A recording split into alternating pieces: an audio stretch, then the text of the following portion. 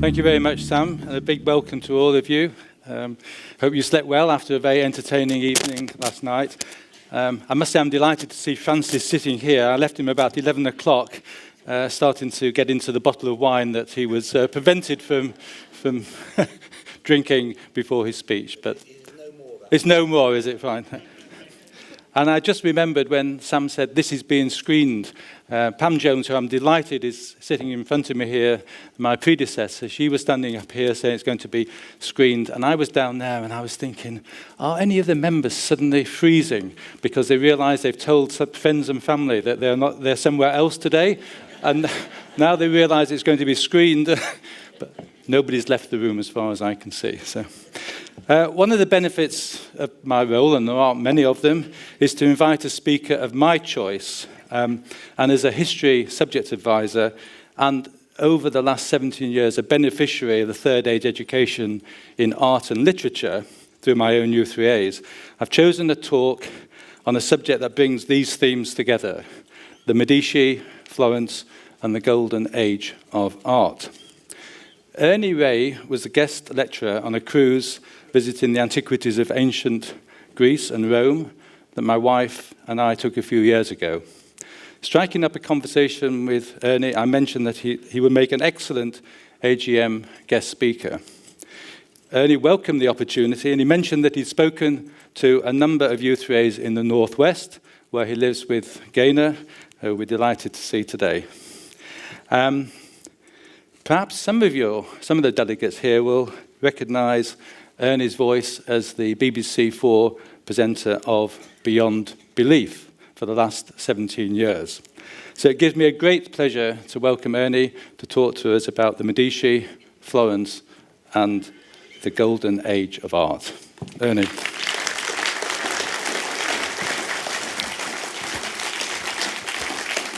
Thank you, Ian. Lovely to be here. I'm a great admirer of U3A, and we had a wonderful night last night. We were at an absolutely fantastic table.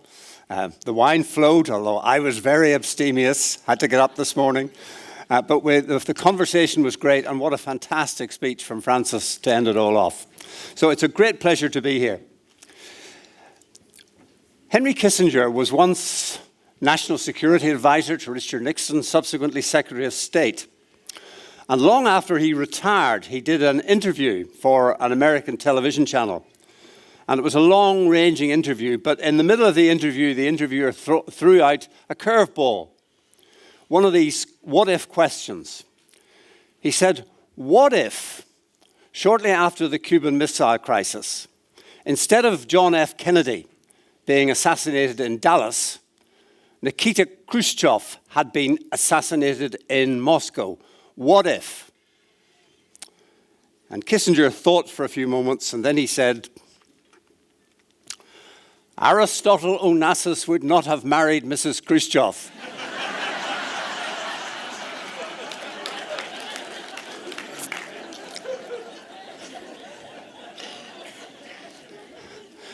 There are a few what-ifs in the story of the Medici. And I have to begin this talk by saying that I am not an art expert. I'm a historian who loves art. So this talk is about the Medici, not specifically about their art. But I'm sure many of you have been to Florence. It is probably my favorite city in the whole of Europe, because I don't think there is any other city, and I include Rome, which has quite so many glorious items of art on public display. The most obvious one is the dome of the Duomo, Brunelleschi's dome. It is an astounding feature of the cathedral. It's an architectural miracle. It's also a thing of enormous beauty. And it can be seen from virtually anywhere in the city of Florence. It makes a statement that this is a proud, glorious city. But if you go down to the baptistry and the east doors of the baptistry, you will see Ghiberti's beautiful carvings. Now, you're probably too far away to see the detail in this, but it is absolutely astonishing. These are biblical scenes, and yet they might be scenes from contemporary Florence. There's a woman at the front who is very slyly bearing her breast. There is a child at the front holding a football underneath his robe, almost as if it's not appropriate for him to have a football there. There are people peering out from behind the pillars, all gloriously sculpted in real life. And then there is the art in the Uffizi Gallery, the work of Botticelli, which could not have existed without the sponsorship of the Medici. And as you walk through the streets, you will pass Or San Michele, which was originally the hall of the guilds of Florence, subsequently became a church, and now there are these magnificent statues outside. They are, on their own, fantastic works of art. Sadly, they are not the originals. They are copies. The originals have had to be taken inside for safekeeping.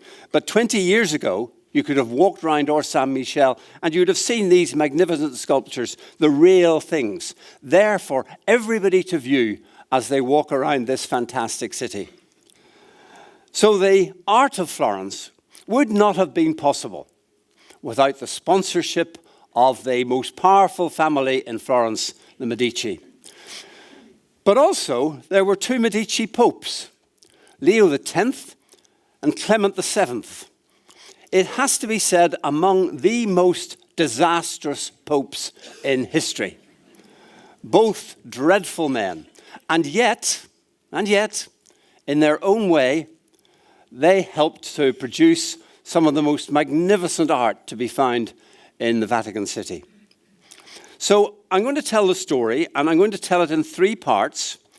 The first tells the story of the two great Medici sponsors of the Renaissance, Cosimo and his grandson Lorenzo, who became known as the Magnificent. Grandfather and grandson, who between them, I believe, were responsible for the flowering of the Renaissance. And then we have Girolamo Savonarola, a Dominican monk who for 10 years dominated the life of Florence and turned it from the most glorious city, reveling in the beauties of creation, into a puritanical piece of hell. And finally, the Medici popes. Two popes who ruled, separated by one other pope, and who between them brought about the greatest catastrophe that the Catholic Church has ever faced. So we start with the Medici, the great Medicis. And the founding father was Giovanni de' Medici. He was born round about 1340. He was the founding father. He was a very simple man. He made his money in the wool trade. He did very well. He was a merchant, made a lot of money. People said that he wasn't a worldly man. He was fond of learning. He would have been happy to stay at home in the Tuscan countryside. And yet, if you look at that face, it's a humane face, but look at those eyes, slightly hooded. There's a sense of a shrewd brain operating here. And if you look at the set of that jaw, very determined, a man who knows what he wants and knows how he is going to get it. He would have preferred to stay at home. But he knew that for the Medici to thrive, he had to become a member of the Council of Florence. So he did. He left his home. He went into banking, decided he was going to expand. Instead of just being a wool trader, he would go into banking. And because he was friends of the Pope, he persuaded the Pope that the Medici should become the papal bankers. And that created the grounds for the enormous fortune which the Medici were able to cultivate on their own. He himself was not a cultivator of art. But his son, Cosimo, was. Cosimo was a true Renaissance man. He was a lover of learning. And he was particularly a lover of classical learning, the stories of ancient Greece and ancient Rome. He studied Aristotle and Plato. Those works had only been made available in the West because of Arabic translators who in Cordoba in Spain in the 10th and 11th centuries had translated these works into Arabic, from whence they were then translated into contemporary languages. So Cosimo was a lover of learning, and he was determined to use his great wealth to help make Florence the most beautiful city upon earth. He made enemies. He sat on the council. And at one time he had been visiting his estates in Tuscany. And he came back and he was told that he was going to be consulted by the council. And so would he report to the great palazzo in the Square de Signoria in Florence? So he turned up for this consultation. He was led upstairs into a very small room, which turned out to be a cell. He was thrown into the cell, he was shackled, and he was told that he would be subject to a court that would accuse him of treason, and the sentence was death. Fortunately for him, that night he was smuggled out of his cell, and he escaped to Venice, where he stayed in the great monastery of San Giorgio Maggiore on the Giudecca for a year. And after a year, he was told that his enemies had moved on and that it would be safe to come back to Florence. He came back to Florence, where he became head of the council. And remember, Florence was a republic, so there couldn't be any sort of quasi-monarchs or any dictators. This was a republic, as near to a democracy as there was in those days. So Cosimo had to exercise his authority by stealth. He was going to lead, but he was going to pretend not to lead. And the Pope of the day said that nothing is ever decided in Florence without Cosimo de' Medici. He it is who decides if there is war. He decides if there is peace. But Cosimo made this vast fortune. And he decided that he was going to use that fortune to make Florence the most beautiful city on earth. And that is precisely what he used his days to do. He became the sponsor of Donatello. Now, take a look at this statue. It's a statue of David having slain Goliath. It is widely acknowledged as a masterpiece of the Renaissance. But when you look at it closely, it is a disturbing statue. It was the first freestanding statue in bronze to be created for, it is thought, 1,000 years. There were statues that were attached to churches, but this is completely freestanding. And there is something dark about it. Look at the head. This is the head of the giant Goliath. And David is standing over the head with his foot placed on the head. David is completely naked, apart from his boots. There is something sadistic about this. The giant lies dead at his feet, and he is trampling his head in the dust. And if you look at the face of David, it is very homoerotic. Those come hither eyes, here I am, come have me. And this was quite deliberately done. This is an erotic statue. And it was made all the more complicated because Donatello himself was homosexual. He lived an overtly sexual life, and he was quite a notorious figure around Florence of the day. And he could not have survived had it not been for the sponsorship of Cosimo de' Medici, who recognized that he was in the presence of an artistic genius and who gave him the freedom to create these magnificent works of art. Fra Filippo Lippi was another of the great artists of the time. As a young man, he was taken into an orphanage. It was a monastery. It was expected that he would grow up to become a monk, but he had a talent for painting. It was also said of him that he loved three things in particular: drink, women, and swearing. This is one of his masterpieces. It's called The Coronation of the Virgin. And it is a portrait that is absolutely crammed with figures in beautiful colors. And the faces are wonderfully displayed. It has to be said that Fra Filippo Lippi had a deep acquaintance with virgins. The problem was that after they left him, they were virgins no longer. He left a whole host of illegitimate children all around the place. And again, He was given the freedom to create his works of art because of the sponsorship of care of Cosimo de' Medici. He died at the age of 75, and he had created an atmosphere within Florence that enabled great art to flourish. A freedom of ideas, a freedom of expression. This was all down to Cosimo de' Medici. And when he died, he was buried in the great church of San Lorenzo in Florence, which has become the resting place for all of the Medicis. He was succeeded by his son, Piero. Piero was a very popular young man, not particularly intelligent, not particularly interested in art. He was known as Piero the Gouty, Piero who has gout. And indeed, he died just 2 years after his father, Cosimo, and he was succeeded by his son, Lorenzo, known to posterity as Lorenzo the Magnificent. Now, Lorenzo was everything that his father was not. He was a great hunter, a bon viveur. He loved sport. He was tall. They said he was very ugly. He'd had his nose broken, presumably in a fight at a very early age, and it hadn't been set particularly well.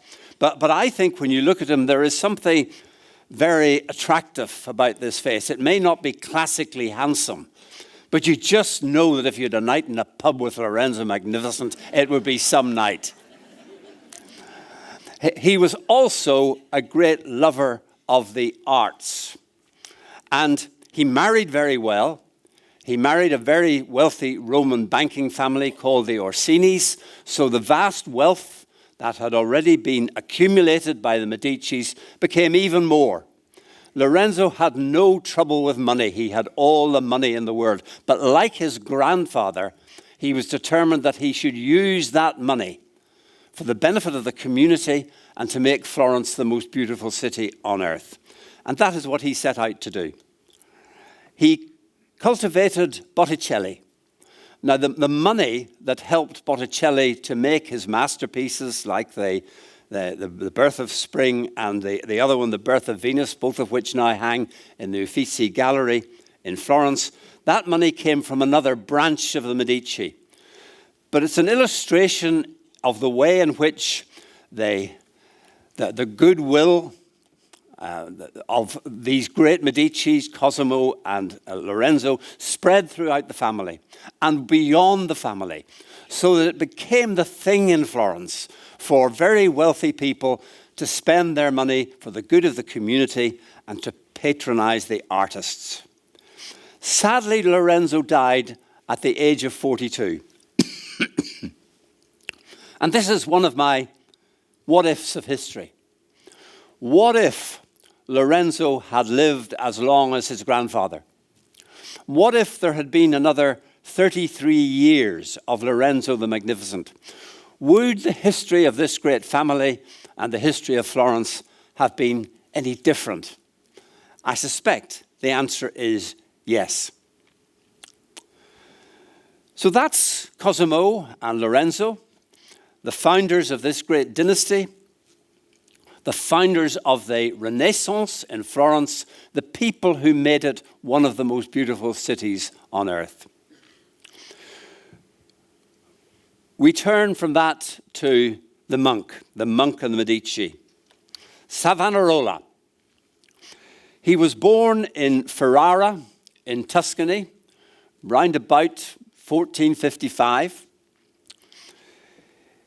He was a very religious young man, devoutly Roman Catholic, with an absolute conviction that the world was going to hell and going very quickly. At the age of 23, he knocked at the door of a Dominican friary in Bologna and asked to be admitted as a monk. They took him in, but they had reservations about him. He claimed to have a vocation to be a great preacher, but he had a very high, squeaky voice. And for a while, he went out and he preached around the countryside with very little success. He was enormously ugly. He had a huge hooked nose. But people said that his eyes were mesmeric. You looked at his eyes and they felt as if they were looking right into your soul. But he had very little success in his early days in preaching. And after a while, he decided he was going to leave Bologna, leave the monastery. His order was a teaching order. The Dominicans, they were expected to go out into the countryside and teach the people. And he decided that he was going to go to Florence and to make Florence his base. And he began preaching in various churches in Florence, again with limited success. But his message was apocalyptic. He said the end of the world was at hand. Florence was going to the dogs. He looked around him. He saw this glorious art, which he thought was a sign of decadence. Particularly hated the statue, the Donatella David. He thought that David was made to look like some sort of teenage object of pedophilia. He looked at some of the paintings. He said the Virgin Mary was made to look like a prostitute. He told the people of Florence that if they didn't repent and change their ways, then destruction would come upon them. Physical destruction from foreign armies and eternal destruction at God's last judgment. It didn't go down all that well for some years, but something happened around about the middle of the 1480s. And Savonarola turned from being this pathetic, ineffective preacher to being somebody dynamic. He was invited to give a series of Lent sermons in the great cathedral in Florence. And he was so effective that he absolutely packed the doors. And the atmosphere in Florence began to change. People began to take his message seriously. There were problems at the time. The plague hit. Thousands of people died. There was famine in the land. There was the threat of invasion by foreign armies. It all worked in Savonarola's favor. And people began to wonder, was this mad monk actually a prophet after all? Unfortunately, Lorenzo the Magnificent died in 1481. Just as Savonarola was beginning his career as a preacher in Florence. And he was succeeded by Piero, his son. Now, Piero, it was said, was very good looking, very handsome, very striking. He lot of social graces, very capable. But to me, that face looks spoilt. He was said to have a terrible temper, to be lacking in judgment, and to be very hasty in his judgments. He was clearly not a man to be able to handle Savonarola. Another what if. What if, when Savonarola began his fiery preaching, he had Lorenzo the Magnificent to deal with instead of his slightly decadent, effete son? Piero began to panic. The armies of the Holy Roman Emperor Charles VIII were threatening to invade Tuscany and the Papal States. And he began to preach that this really was the end of times. He looked at the great religious processions that used to go through Florence with the priests with their glorious vestments, their jeweled crucifixes, their wonderful gold chalices. He knew that accompanying these, because lots of pilgrims came into the city to witness them, there were all sorts of things like gambling and prostitutes, and the prostitutes very often joined in the ceremonies. He decided that Florence was in its last days. And the people began to listen to him, began to take him very seriously. And Cosimo decided that really he was going to take his opportunity, because Savonarola demanded that all these candlesticks and vestments and jewels and works of fine art should be burnt in the public square as a sign that Florence was abandoning its wicked ways. And so he had what he called the bonfire of the vanities. And among others, Botticelli was expected in an act of humiliation to take some of his great works of art up to this pyre and pile them on top. It was Savonarola's greatest moment, if you can call it a greatest moment. It was the moment of his greatest triumph. Here in this city, which had represented all that was decadent in his eyes, he was seeing these objects of decadence being burnt and the city turning from its evil ways. Cosimo decided he'd had enough. He left the city, he abandoned Florence, and that was the end of Medici rule in Florence for 20 years. There were no Medici left in Florence. But Savonarola wasn't done yet. The Pope began to get alarmed. The Holy Roman Emperor, Charles VIII, had invaded across the Alps. He had his eye on Tuscany and the Papal States. He thought that he could make the Papal States part of his empire. The Pope sent to Florence demanding that they give troops to defend Rome. Savonarola told the people of Florence that they must not obey, that they must look after their own ways and not bother about Rome. The Pope summoned him to Rome for a meeting, and Savonarola suspected that if he went to Rome, he would never come back again.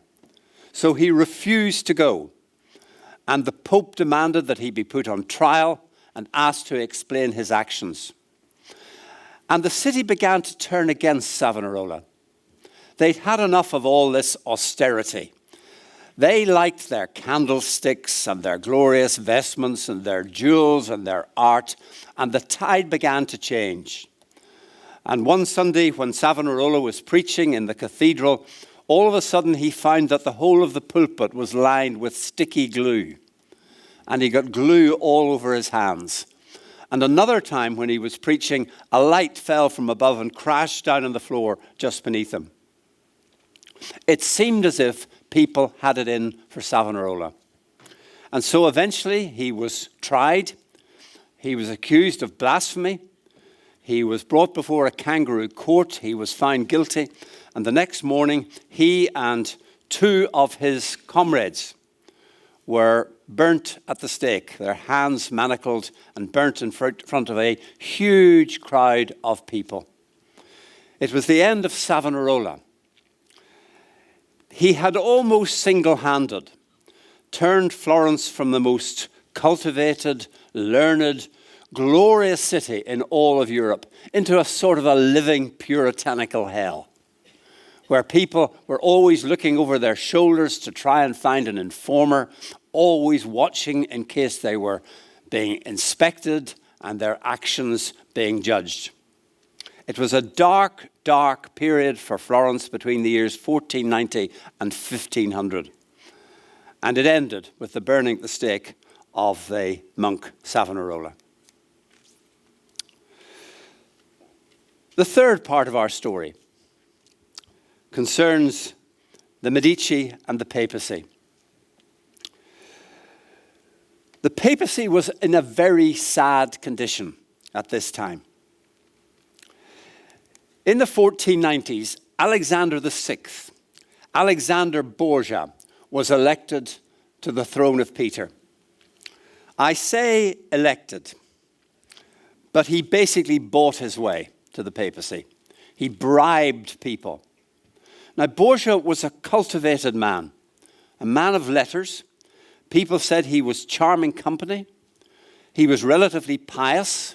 He was known to attend a church service at least once a year. And he knew all the words to speak to give him a degree of credibility. But that is about all that could be said for him. It was said that he was deeply attractive to women. And it may well be true, because by the time he became a cardinal, he had 8 children by at least 3 different women. He appointed his son Cesare to be a cardinal at the age of 17. His daughter was Lucretia, who has got a very bad name in history. People think she was a murderess. Actually, I think she has been tarnished. I don't think she was anything like as bad as history would have us believe. But she inherited the name Borgia, so everybody was going to think the worst of her. But Alexander was a truly dreadful pope. There was nothing good to be said about him. He was succeeded by Julius II. Now, Julius II did not have any children. His appetite was for young boys. There were lots of young boys who were seen about the Vatican when Julius was pope. He was the warrior pope. He was the last pope ever to lead troops into battle. Michelangelo at one time was commissioned to do a statue of Julius II. And he said to Julius, "Can I put a Bible in your hands?" And Julius replied, "No, no, I am no scholar. I am a soldier. Give me a sword." Now that gives you the sort of flavor for Julius II. So these two monsters put together, Alexander VI and Julius II, brought the papacy to a degree of disrepute that it had not had since the beginning of the Christian era. When Julius died in 1512, he was succeeded by Leo X, whose name was Giovanni Medici. He was the son of Lorenzo the Magnificent. Now, Giovanni was a pious man. He did attend services. He knew the scriptures. People said he was very devout. But again, if you look at that face, it has the look of somebody who lives the good life. It's flabby.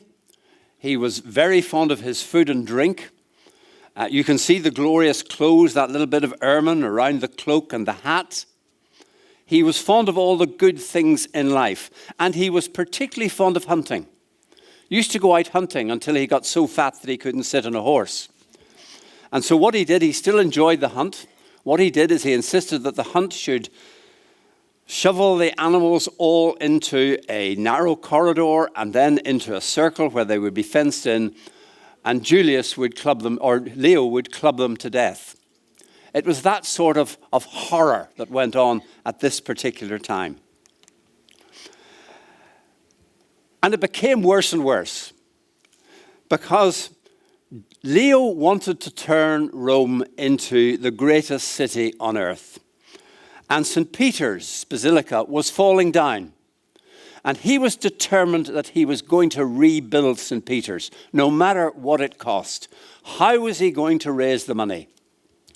Well, he decided to do it by selling indulgences. He sent representatives out throughout Europe to tell people that if they paid money into his coffers, then their ancestors' souls would be released from purgatory. One of them in particular said, "As soon as the coin in the coffer rings, a soul from purgatory springs." Now you can imagine how that was subject to abuse. But it raised enormous sums of money and created a scandal throughout Europe. And it particularly created a scandal in the German city of Wittenberg, where a monk called Martin Luther decided that enough was enough.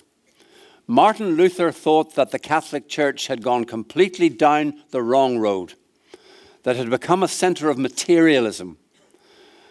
And on one day, it is said that he nailed his 95 Theses to the door of the Abbey Church in Wittenberg. Sadly, modern historians think that this is a completely apocryphal story. They think that he didn't nail the Theses to a door. He sent a letter to the Archbishop, and later Protestant apologists decided it was too good a story to let die, and so they spread this wonderful story of this renegade monk going up to the wall of the church and banging in his theses with a nail. Whatever, the movement spread like wildfire, and the Catholic Church was faced with its greatest crisis for at least 500 years. And Leo was clearly completely incompetent to deal with it. He didn't know what to do. When he died, he was succeeded by another Medici Pope, Clement VII, who was the bastard son of Lorenzo the Magnificent. Now, Clement was different from Leo. Clement was very handsome, it was said, very urbane. But when I look at that face, I see a cruel face. There's a sternness to those eyes, a look of judgment, an unwillingness to bend, an unwillingness to compromise. And unfortunately, Clement was a man who didn't know how to make a decision. He was a man who prevaricated. He wasn't willing to put his convictions on the line. And he was faced with a real dilemma during the course of his papacy. Because Henry VIII of England wanted rid of Catherine of Aragon, who seemed to be incapable of bearing him a child. He had fallen in love with Anne Boleyn. He wanted to divorce Catherine of Aragon to marry Anne. And of course, the Catholic Church forbade the marriage of a divorced person. So Henry argued that, in fact, his marriage should be annulled because he had married his dead brother's wife, and that was not permitted by papal law. And so Henry sent Cardinal Wolsey to Rome to negotiate with Clement VII. Clement didn't know what to do. He knew that he risked splitting his church. He knew that there was a possibility that Henry would break away. He dillied and he dallied, and Henry eventually lost his patience and decided that he was going to break with Rome. So between them, the two Medici popes, Leo X and Clement VII, presided over the English Reformation. It raises another what if. What if the Medicis had not taken over the papacy? What if a more intelligent, conciliatory, wiser, holier pope had been in charge of the Catholic Church at the time when Henry VIII wanted his divorce from Catherine of Aragon? One thing that Clement VII did do was to allow the Medici to return to Florence. They came back to Florence. They took over their positions as the foremost family in Florence. But the glory days were over. There were not people of the breadth and the wisdom and the artistic intelligence of Cosimo and Lorenzo to preside over another second golden age of art in the city of Florence.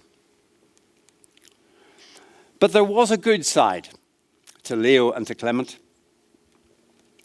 I have been fortunate enough to meet two popes. One of them I met with a 45-minute audience with a group of people who I had gone to Rome with Radio 4. He met us in these magnificent private apartments in the Vatican. Every single inch of wall is covered with the most magnificent frescoes painted by Raphael. This must be the most beautiful room in the world. It was begun under the reign of Sixtus IV, but it was completed in the reign of Leo X. It would not have happened if Leo hadn't provided the money to create this magnificent spectacle at the heart of the Vatican. So in his own way, he became a patron of the arts. He tried to pretend he was a friend of Michelangelo. He said that Michelangelo was his wonderful artistic genius who would preside over the greatness of the building of Rome. In fact, he and Michelangelo didn't get on at all.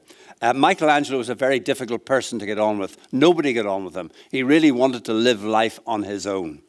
So what Leo did was he banished him. He sent him off back to Florence, where Michelangelo presided over the rebuilding of the facade of the Church of San Lorenzo in Florence, where the Medicis all lie buried, and it is itself a wonderful work of art.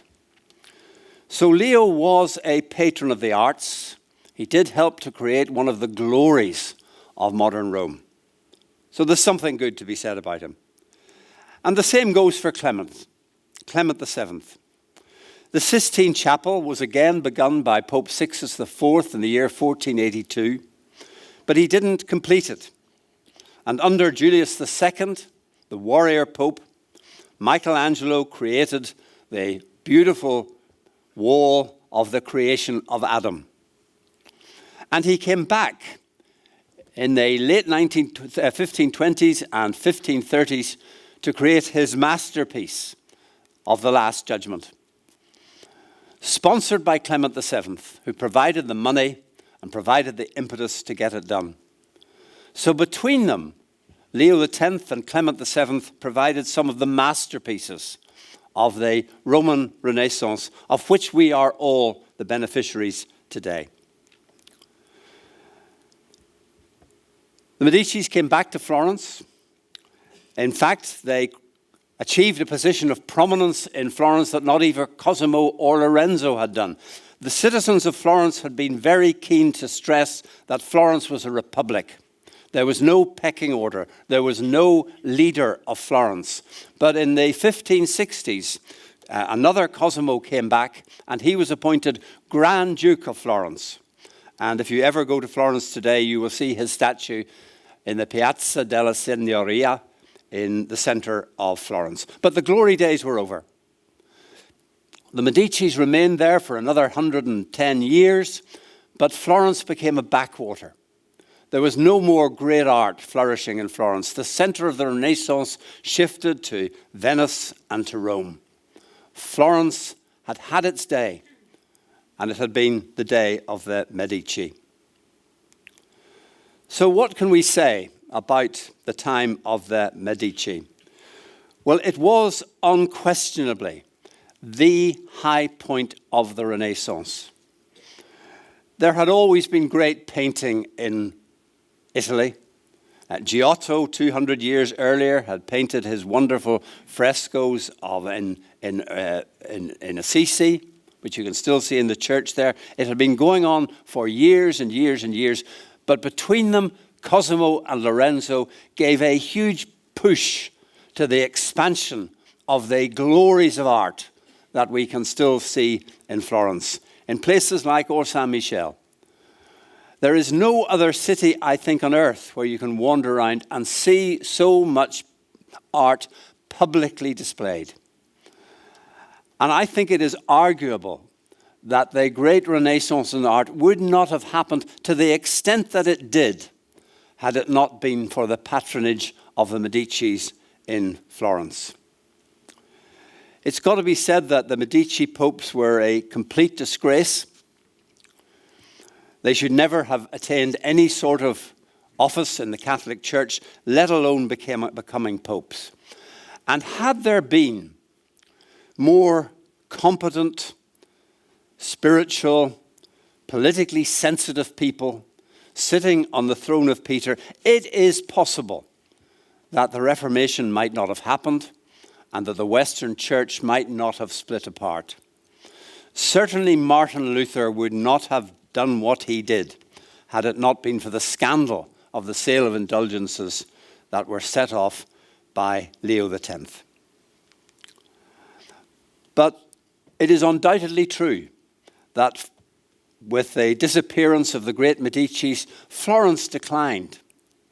It is no coincidence that it was for those 150 years when Cosimo and Lorenzo made the cultivation of art and the creation of the beauties of art the central thrust of what Florence was about. It was the Medicis that made it happen. Without the Medicis, it would not have happened.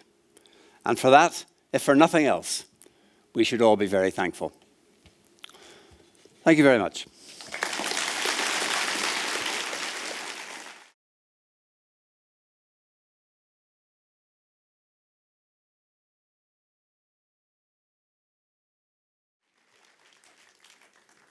Well, thank you very much, Mrs. Son. Thank you very much, Ernie, for that, what I think was a tour de force of art, history, and architecture.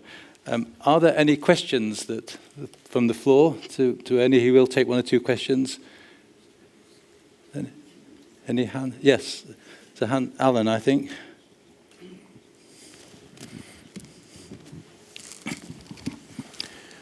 It seemed to me, looking at those photographs of the heads of Lorenzo and Cosimo, there was a cast in the eye. One eye was looking straight at you, and the other one was a bit skew. Is that real, or is that just an artifact of the pictures? Impossible to tell is the answer. I'm very suspicious. Is this working? I'm very suspicious of all pictures that come from medieval days, but if they were painted in reasonable proximity to the time that these people lived, then you've got to give an assumption that the painters had got it right.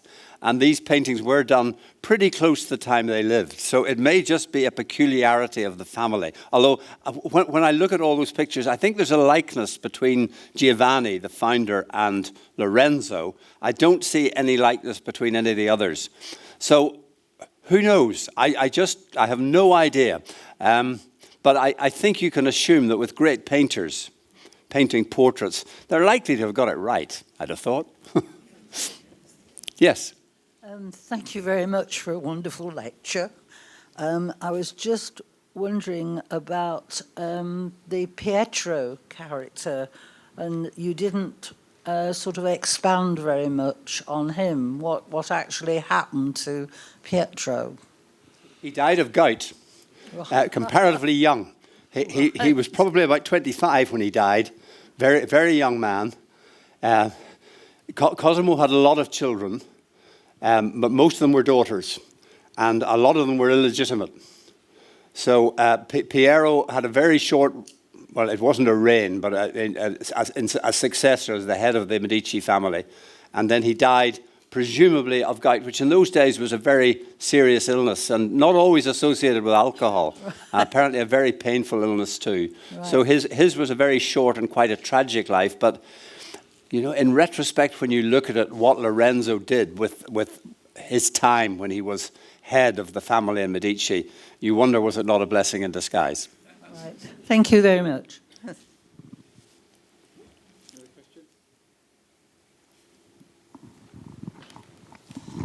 Isn't it possible to suggest that Lorenzo and Cosimo used what we probably now assume in the modern parlance, mafia tactics in dealing with their opponents? In other words, it could be seen from that they were crystal clean. In fact, it was really not the case, was it? They would obviously have they used assassination and various other means of controlling their opponents.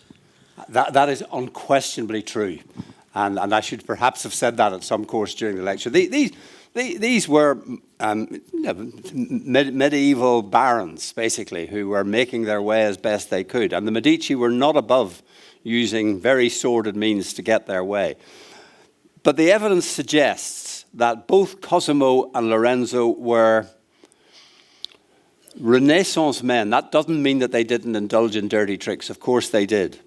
But by the standards of their times, they appear to have been fairly beneficent rulers. And Florence was a good place to be living at that time. There's not a lot of evidence that people didn't want to live in Florence. And because it was a republic, at least there wasn't one dictator who was determining everything. But there's no doubt about it. All these big families were up to dirty tricks, and the Medici were among them. But at least they used their dirty tricks to good effect. You haven't made any comment at all about the most famous public statue in Florence, Michelangelo's David. No, I didn't.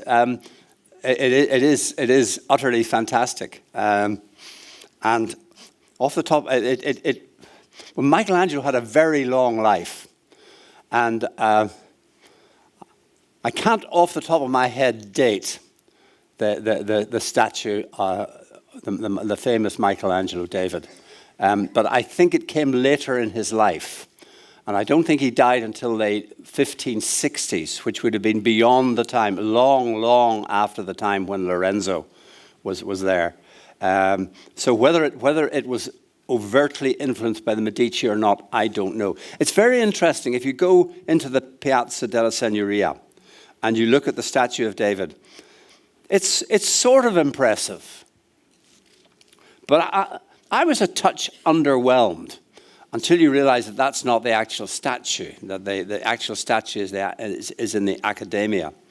And you go into the academia, and maybe it's because it's in an enclosed space that you get a sense of its monumentality, size, and you can get up close and you can see the muscle texture and the tendons and all the rest of it, and you realize what an astonishing piece of work it is. That's no answer to your question. I didn't mention it because it sort of falls outside the time scale when Cosimo and Lorenzo were actually influencing the great art of Florence. 1501, 1504. Is that when it was? Well, how perfect is that? 1501 to 1504. I say before, I am no art expert. I am a historian, and I bow to your much greater wisdom. 1501 to 1504. So Lorenzo had been dead 20 years. Savonarola had been gone about 5 years. So the release of that whole period obviously gave Michelangelo some opportunity. Was he living in Florence all that time?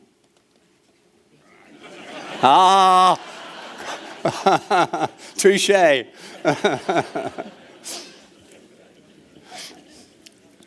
Maybe we're all ready for a cup of tea, are we? I've got one question. Okay. That's a good question. One thing that's really fascinating me, I've never had a full explanation of it, is you mentioned the fact that the Renaissance came from the translation of the Arabic texts that were found about classical Greece and Rome, but they had been lying there for hundreds and hundreds of years. How did the scholars access these scripts so that they had the details of the art and architecture of ancient Rome and Greece? The works of Aristotle and Plato and Euclid and all this stuff, they virtually ignored for at least 800 years. The Christian world was not interested in it. It regarded it as pagan. So there was no attempt to and these documents lay mouldering in various places until the Arabs came along. And the Arab conquests of North Africa and Spain were complete by the year 732, 100 years after the death of the Prophet Muhammad, when the Arab advance was knocked back at Tours or Poitiers in southwest France. And they crossed back over the Pyrenees and never again attempted to go into France. But Spain became part of the Muslim Empire, although there were still lots of Christians living there. But Cordoba became the center of civilization in Western Europe. And some of the greatest scholars of the years assembled in Cordoba.